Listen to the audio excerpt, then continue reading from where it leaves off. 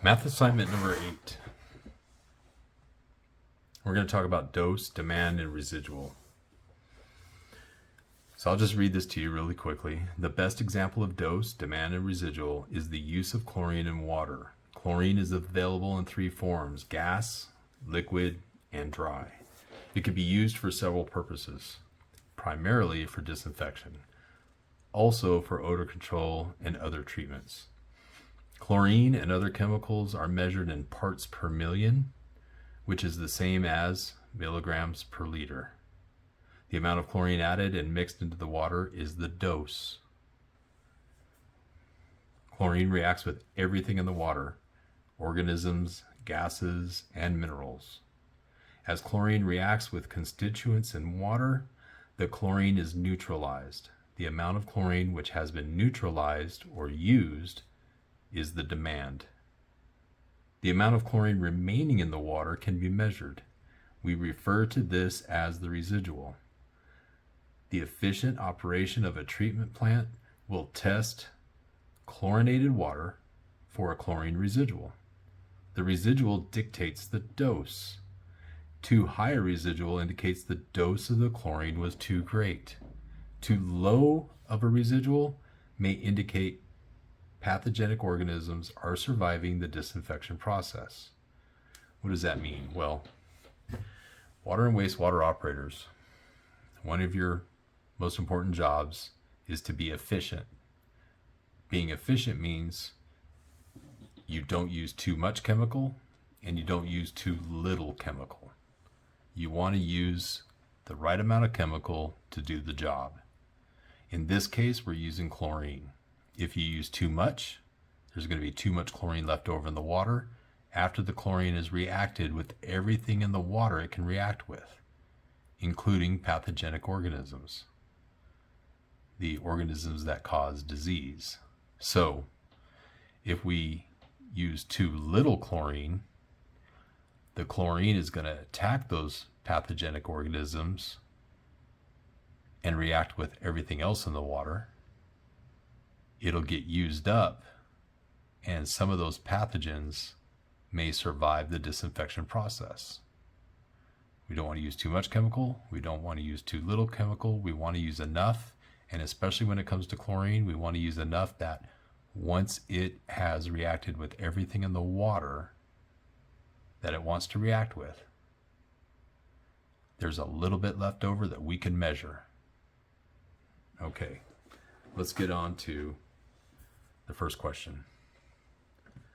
If the chlorine residual is 2.15 milligrams per liter, which is the same as parts per million, very often that's a question on your exam. Parts per million is the same as milligrams per liter.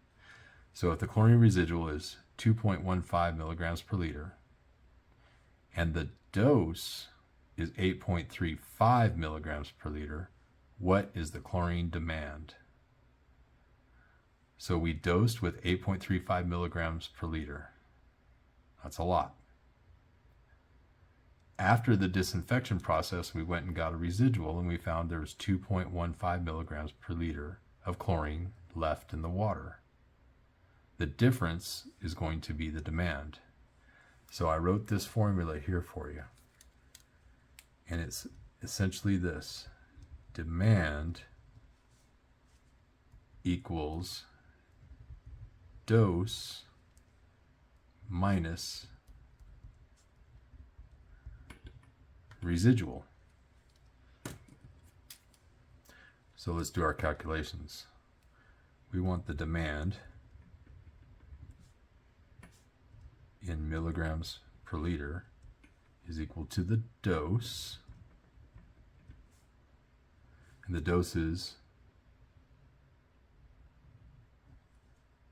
8.35 milligrams per liter, and we're going to subtract the residual, which is 2.15 milligrams per liter. Pull out our calculator here. Dose 8.35, subtract the residual 2.15, and that's going to give us a demand of 6.2 milligrams per liter. The correct answer is B.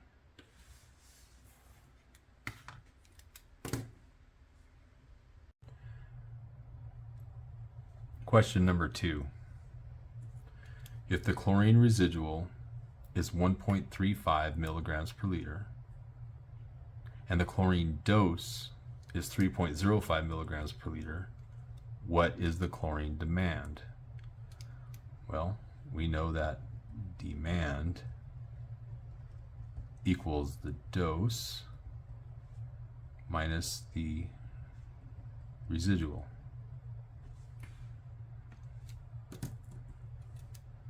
So we want to calculate demand. What is the chlorine demand? And let's go ahead and highlight that. What is the chlorine demand?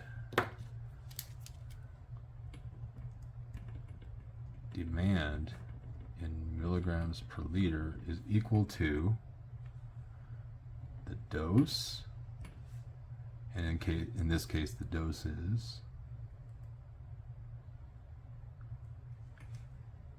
3.05 milligrams per liter. We're going to subtract the residual,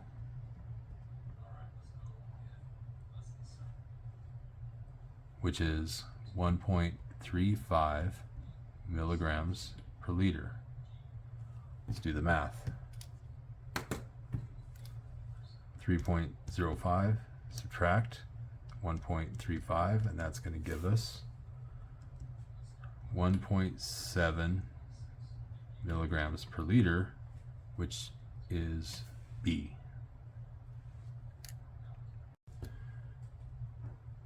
Question number 3. A water treatment plant injects chlorine at a dosage rate of 3 milligrams per liter after the filters.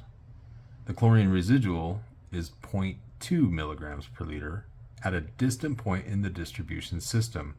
Calculate the chlorine demand between the two sampling points. Well, demand equals the dose minus the residual.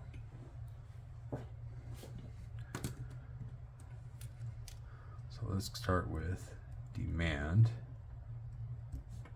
in milligrams per liter equals dose, and the dose is 3 milligrams per liter, 3.0 milligrams per liter. You can write it either way. 3.00, 3.0, it's both the same thing. We're going to subtract the residual, which is 0.2 milligrams per liter at a distant point in the distribution system.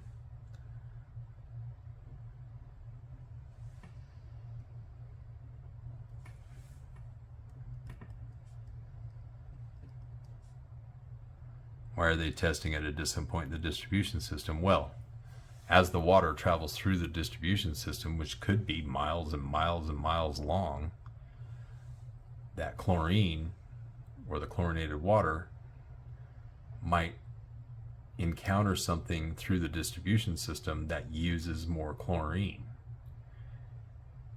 So every day at water systems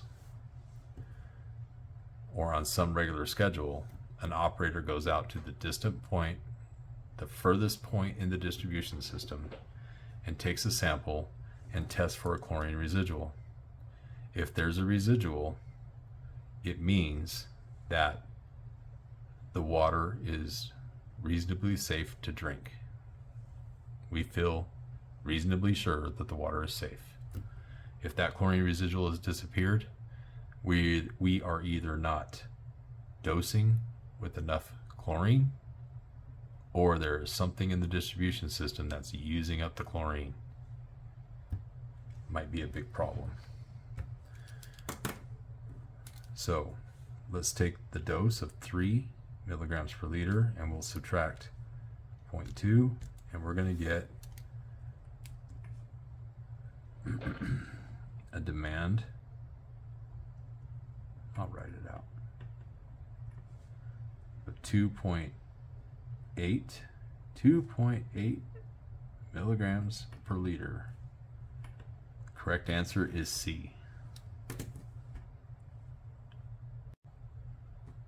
Question number 4. If the chlorine demand is 5.35 milligrams per liter and the chlorine dose is 7.15 milligrams per liter, what is the chlorine residual? Well, in the real world, we're not going to know the demand until we get a residual. But let's try it out this way, because I guess it works. So in this case, residual equals dose minus demand. So let's write this out. We'll use this color. Residual in milligrams per liter equals dose, and the dose is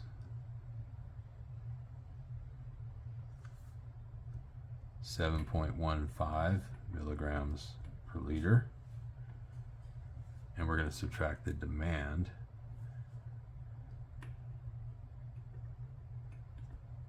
which is 5.35 milligrams per liter. 7.15 subtract 5.35, and that's going to give us a residual of 1.8 milligrams per liter. The correct answer is A. This is the last question for this video. Before we go on, please like my videos. You all know why I'm doing this. This is a YouTube channel and a second stream of income for me, I hope. I hope you all enjoy these videos. I hope you find them helpful, useful, instructional. I hope the method and tactics I use to solve these problems is something that makes sense to you and makes it easier for you, gives you more confidence. Please subscribe. Please subscribe to my video series, my YouTube channel. Leave a comment. And there's a link. There's a link below the video that goes to my website. The website has 2 free downloads. At least 2 of them. We'll see what happens in the future. To the ABC website, which will allow you to get the math formula sheets for free. You want the 2017 US and Canada version of the water and distribution math formula sheet, or the wastewater treatment and collection math formula sheet. You also, within my website, you'll see a download. It's not expensive. You can afford that. It has PDFs of all the math problems for the entire series and the answer keys. When I have finished with these answers, I will scan them in, make it into a PDF. It'll be available in the download. So question number 5. If the chlorine dose is 4.25 milligrams per liter and the chlorine demand is 1.2 milligrams per liter, what is the chlorine residual?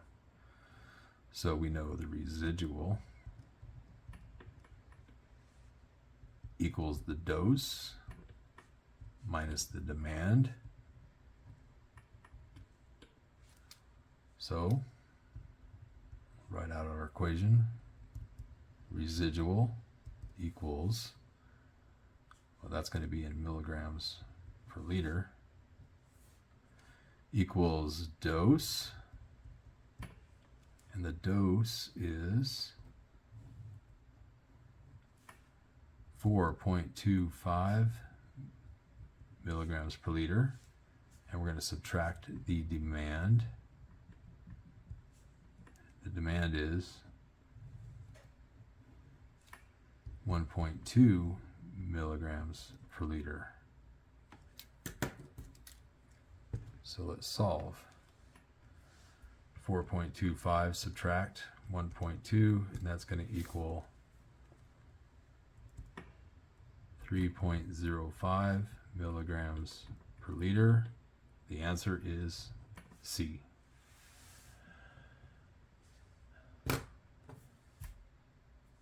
You're doing great. Keep watching my videos. I appreciate it.